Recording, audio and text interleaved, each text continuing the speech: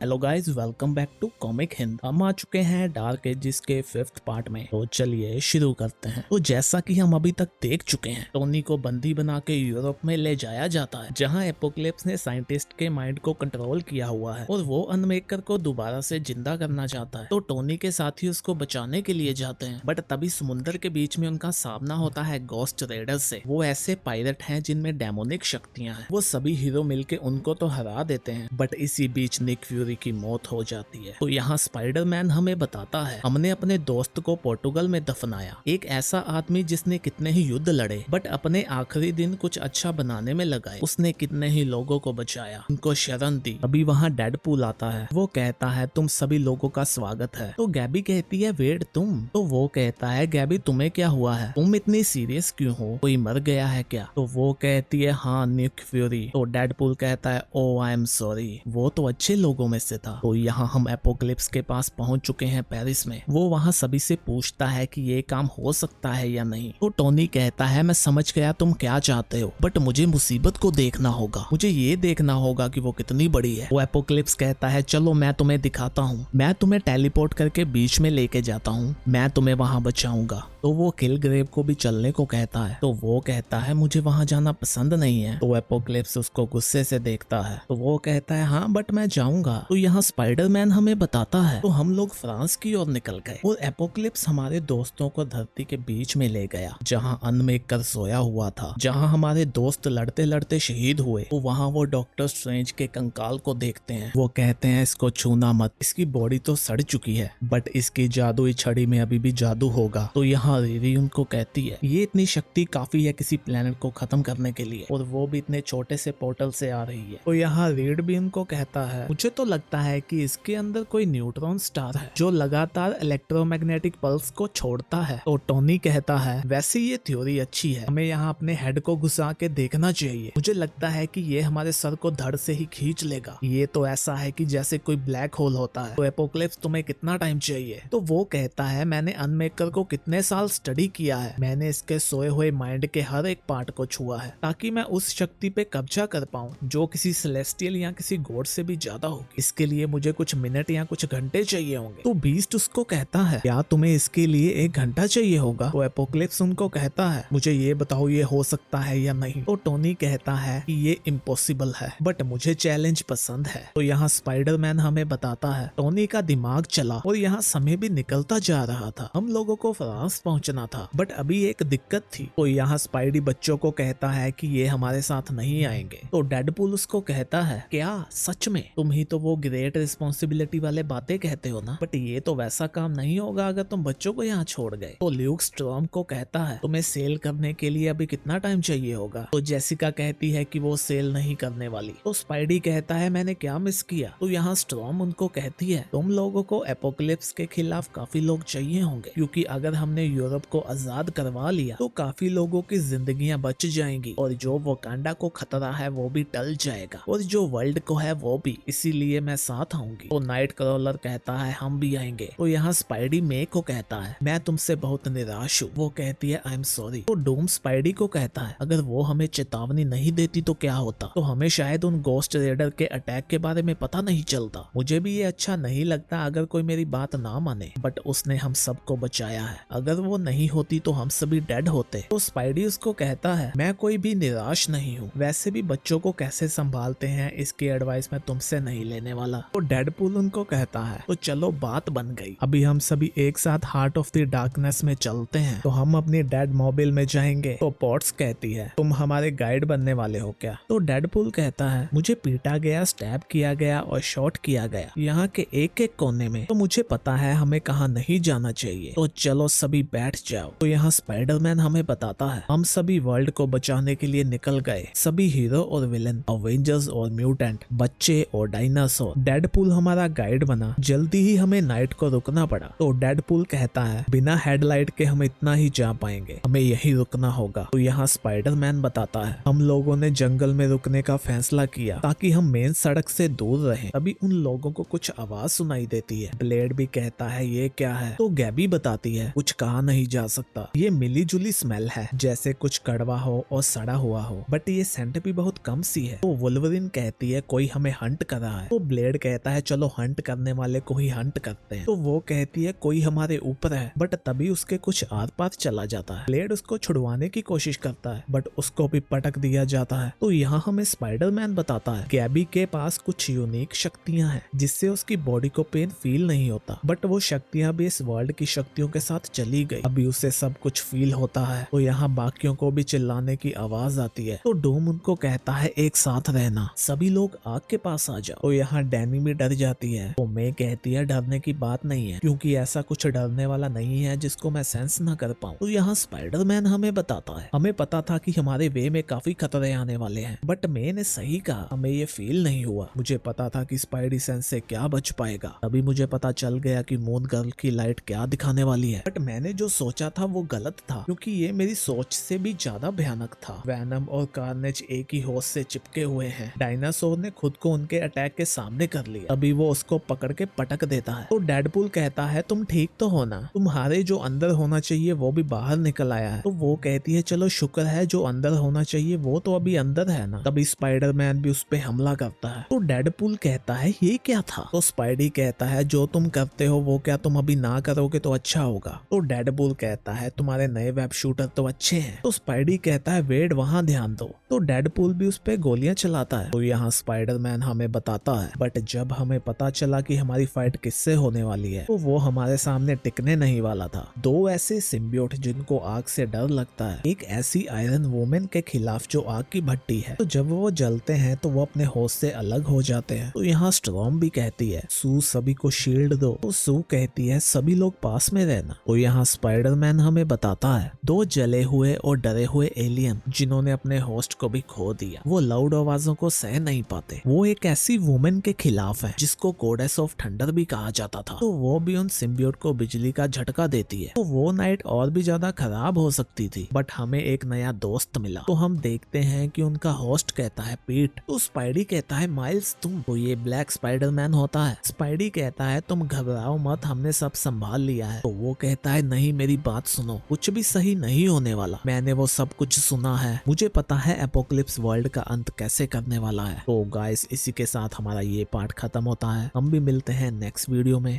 तब तक के लिए बाय बाय।